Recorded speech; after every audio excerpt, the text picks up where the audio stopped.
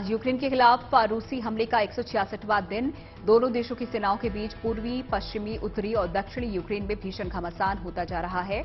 मध्य Ukraine में भी रूसी हमलावर अपनी पकड़ मजबूत करने की तैयारी में है। मौजूदा जंगी हालत में यूक्रेन का दक्षिणी इलाका सबसे ज्यादा प्रभावित है। रूसी हमलावरों ने दक्षिणी यूक्रेन में जमकर हवाई हमले किए हैं। यूक्रेन रक्षा मंत्रालय का कहना है कि बीते दिन Mykolaiv, Kherson, Sumy, Chernihiv, Poltava, Dnipro, Zaporizhzhia समेत पूरे दक्षिणी इलाके में रूसी हवाई हमले होते रहे।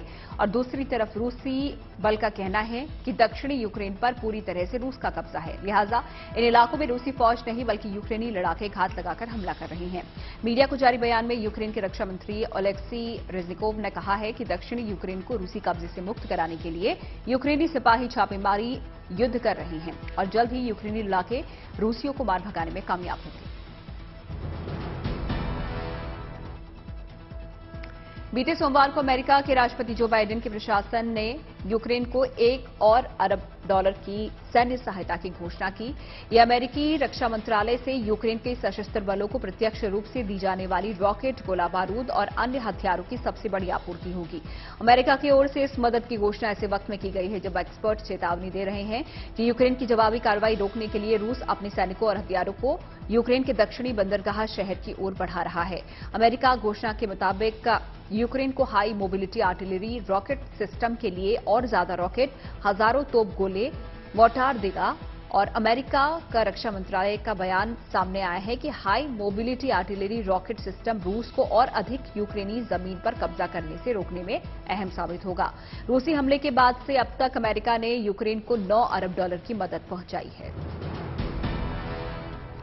यूक्रेन ने रूस पर आरोप लगाया है कि दुश्मन देश की फौज बार बार जपोरिजिया परमाणु प्लांट को उड़ाने की धमकी दे रहे हैं।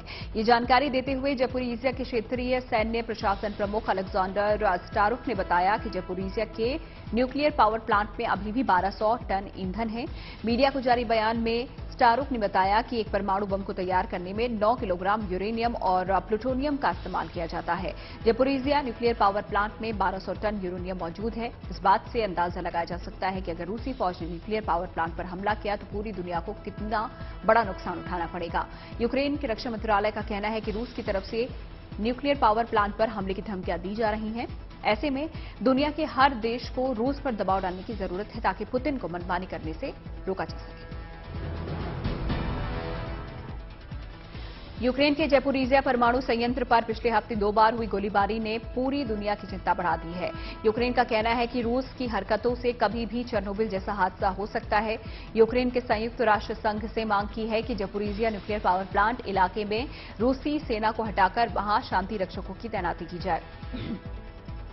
संयुक्त राष्ट्र के महासचिव एंटोनियो गुटेरेस ने अंतर्राष्ट्रीय परमाणु ऊर्जा एजेंसी के निरीक्षकों को जपोरिजिया के न्यूक्लियर पावर प्लांट पर कई दौर की बात पर जोर देते हुए कहा है कि न्यूक्लियर पावर प्लांट पर किसी तरह का हमला आत्मघाती साबित हो सकता है और विनाश की स्थिति एक बार फिर से आ सकती है।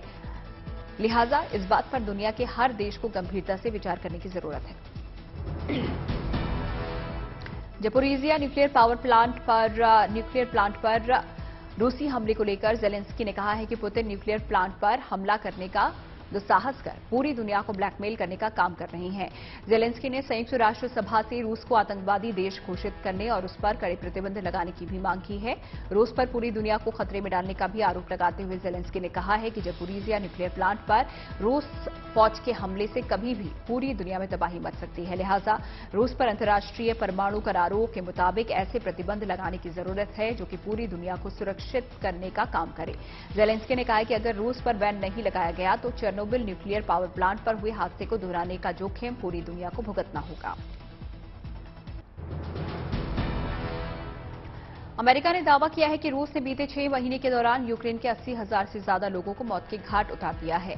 पेंटागन की तरफ से जारी एक बयान में अमेरिका के रक्षा सचिव कॉलिन केहल ने कहा है कि रूसी हमले से मरने वालों में सटीक आंकड़े का अनुमान लगाना मुश्किल है क्योंकि अभी भी कई हजार यूक्रेनी नागरिक लापता है। अमेरिकी अपर रक्षा सचिव ने कहा है कि अभी भी कई लोगों के शव इमारत के मलबों के नीचे दबे होने की संभावना है। लिहाजा अनुमानित तौर पर यूक्रेन में लोगों की मौत का आंकड़ा लाख को भी पार कर सकता है। पेंटागन ने बयान जारी कर कहा कि रूस ने 6 महीने के दौरान हजारों बार युद्ध अपराध के नियमों का उल्लंघन किया और इसके लिए रूस को दंड जरूर मिलेगा।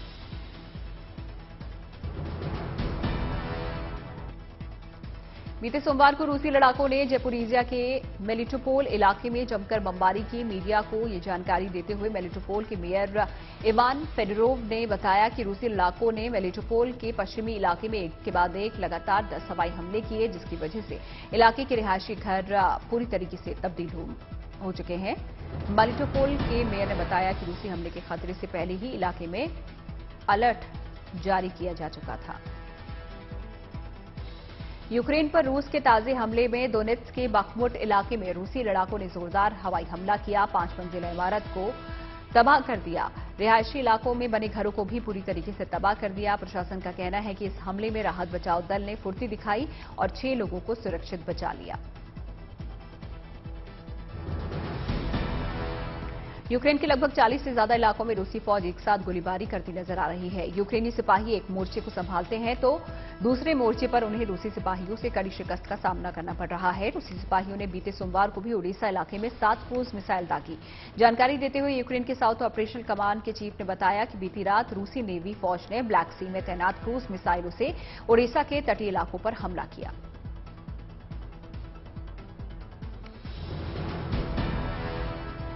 Institute for Study of War ISW ने अंदेशा जताया है कि रूसी सेना का पूरा ध्यान सिबरिस्क और बखमुट पर कब्जा करने पर केंद्रित है। खुफिया विभाग से मिली जानकारी के मुताबिक इन दोनों इलाकों पर कब्जा जमाने के लिए पुतिन ने एक खास तरह के सैन्य अभियान की शुरुआत की है। पूर्वी समूह बलों के कमांडर लेफ्टिनेंट जनरल रुस्तम मुरादोव ने आईएसडब्ल्यू के अंदेशे पर अपना समर्थन जताते हुए कहा है कि मॉस्को सैन्य ऑपरेशन के इस चरण में स्लोवांस्क को जब्त करने की बजाय सिबरिस्क और बखमुट को जब्त करने की ज्यादा ध्यान केंद्रित करेगा।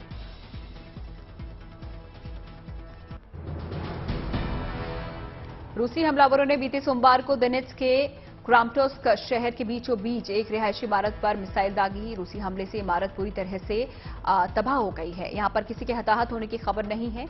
ये जानकारी देते हुए क्रामाटोर्स्क के मेयर अलेक्जेंडर ने बताया कि रूसी हवाई हमले की वजह से पूरे इलाके में पहले से ही एयर अलर्ट की घोषणा की जा चुकी थी।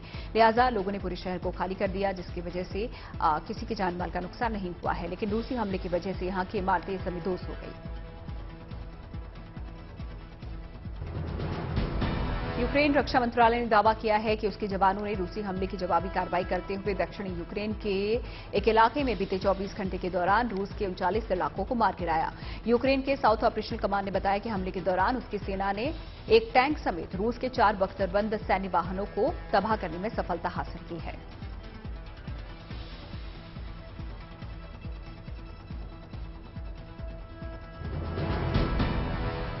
खार्किव में भी रूसी फौज भीषण तबाही मचा रही है। यूक्रेन सैन्य बल का कहना है कि रूसी हमलावरों ने यहां के ग्रामीण इलाकों में तोप के गोले दागे। खार्किव के तियस्करकुनी के अलावा स्लेटिन जैसे गांव को रूसी लड़ाकों ने आके वाले कर दिया, जिसमें 5 लोगों की मौत हो गई और 12 से ज्यादा यूक्रेनी नायक जो गंभीर रूप से घायल हैं, उनका इलाज अस्पताल में चल रहा है। यूक्रेन डिफेंस मिनिस्ट्री के खुफिया निदेशालय के चीफ कायरिलो बुडानोव ने मीडिया को जारी बयान में कहा है कि रूस यूक्रेन को पूरी तरह से बर्बाद करने पर आमादा है। उन्होंने कहा है कि रूस सेना सिर्फ दोनेत्स्क और लुहांस्क तक ही नहीं रहेगी, बल्कि वो धीरे धीरे पूरे यूक्रेन को अपने कब्जे में लेने की फिराक में है। इसीलिए उसके लड़ाके दिन बीतने के साथ ही यूक्रेन के गांव और कस्बा इलाकों में भीषण गोलीबारी कर रहे हैं। बीते सोमवार को रूसी इलाकों ने माइकोलाइव में भी भीषण बमबारी की। इस इलाके के बुनियादी ढांचे समेत सरकारी रिहायशी इमारतों को जमींदोज कर दिया। माइकोलाइव के स्थानीय मिलिट्री प्रशासन ने रूसी हमले से हुए नुकसान का आंकड़ा जारी कर कहा है कि रूस हमले से माइकोलाइव में अब तक 6000 से ज्यादा इमारतें पूरी तरीके से मलबे में तब्दील हो चुकी हैं।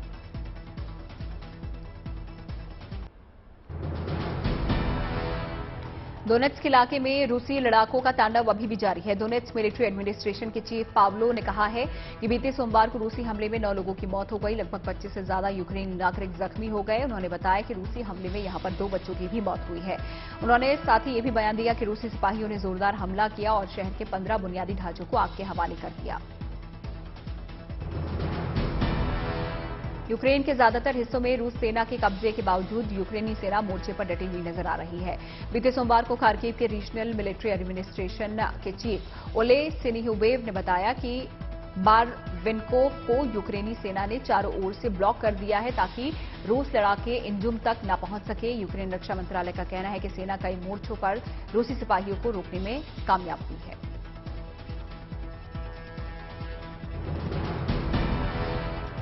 ब्रिटिश खुफिया विभाग ने दावा किया है कि रूस डॉनबास में सोवियत युग की पुरानी खदानों को दोबारा से चालू करने की योजना बना रहा है। ब्रिटेन का कहना है कि डॉनबास के जिन खदानों का सालों पहले प्रतिबंध लगाकर पूरी तरह से बंद कर दिया गया था, रूस अपने फायदे के लिए उन खदानों को दोबारा से शुरू करने की ताक में है। साथ ही उन्होंने ये भी कहा कि मारियुपोल की खदानों में रूसी सेना वहां के नागरिकों पर दबाव बनाकर जबरदस्ती काम करने के लिए भी मजबूर कर रही है। दक्षिणी यूक्रेन में रूसी फौज की पकड़ को कमजोर करने के लिए जेलेंस्की की फौज यहां की ट्रांसपोर्ट सिस्टम को तबाह करने में लगी है। साउथ ऑपरेशनल कमांड के प्रेस प्रवक्ता नतालिया ने मीडिया को जारी बयान में कहा कि उसके जवानों ने बीते सोमवार को 2 इलाकों में 2 ब्रिज पर मिसाइल दागकर उसे पूरी तरीके से तबाह कर दिया। साथ ही बताया कि दक्षिणी यूक्रेन के ज्यादातर इलाकों पर रूसी फौज का कब्जा है और रूसी फौज उनके ही देश के ट्रांसपोर्ट सिस्टम का इस्तेमाल कर दूसरे इलाकों में अपनी फौज को सैन्य सहायता पहुंचा रही है। बीते सोमवार को रूसी सिपाहियों ने खार्किव के कस्बाई इलाकों में ताबड़तोड़ मिसाइल दागी, जिसकी वजह से यहां पर 3 लोगों की मौके पर ही मौत हो गई और 2 बच्चों समेत कुल 31 लोग गंभीर रूप से जख्मी हुए हैं।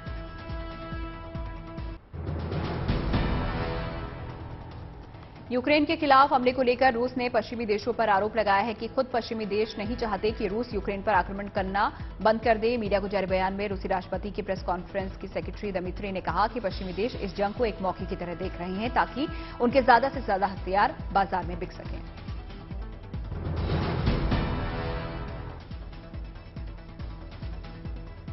रूस यूक्रेन युद्ध के चलते भारत में स्थगित किए गए डिफेंस एक्सपो की नई तारीख की घोषणा कर दी गई है। एशिया की सबसे बड़ी रक्षा प्रदर्शनी गुजरात की राजधानी गांधीनगर में 18 से 22 अक्टूबर को आयोजित की जाएगी।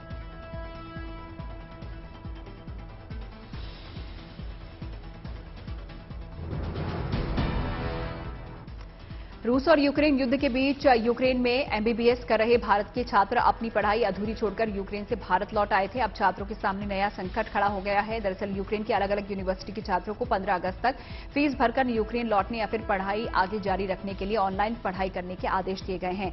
अब छात्रों के सामने समस्या है कि युद्ध के बीच जान जोखिम में डालकर वो यूक्रेन के शहर जाएं और अगर वो ऑनलाइन पढ़ाई करते हैं तो उसकी नेशनल मेडिकल कमीशन से मान्यता भी नहीं है। रूस और यूक्रेन के बीच चल रही लड़ाई में सूरत में हीरो को तराशने का कारोबार भी खतरों में पड़ गया है। रूस यूक्रेन जंग के कारण हीरो की सप्लाई बाधित हुई है और इसके चलते सूरत में हीरो को तराशने का काम करने वाली यूनिट्स ने 2,50,000 कारीगरों को 15 दिन की छुट्टी पर जाने के लिए कहा है। अमेरिका ने चीन में कई कंपनियों और अनुसंधान संस्थानों पर यूक्रेन में रूस के जंग का समर्थन करने का आरोप लगाया है। अमेरिकी वाणिज्य विभाग ने अपनी US bureau of industry and security BIS के जरिए चीन समेत 9 देशों में से कुल 36 कंपनियों को रूस की मदद करने के आरोप में लिस्ट में शामिल किया है और उन्हें एक नया नियम जारी किया है।